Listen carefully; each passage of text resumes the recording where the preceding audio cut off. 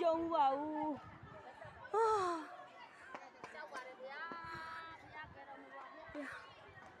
ဟိုဘုရားဟောမြတ်ပြုတ်ကြပြီပါလေဟုတ်ဘာကြီးရဲ့သွားပြီကွာသွားပါဘာကြီးများဒါလေမဟုတ်ဘူးငလျင်လောက်နေတာလေမဟုတ်ဘူးဗျငလျင်လောက်နေတာလေတိုက်နေတာမဟုတ်လေတိုက်အပင်လေဒီလိုတွေဖြစ်နေတာဒါငလျင်လောက်ဆွတ်လက်ဟိုထဲမှာတော့ကျန်းနေတယ်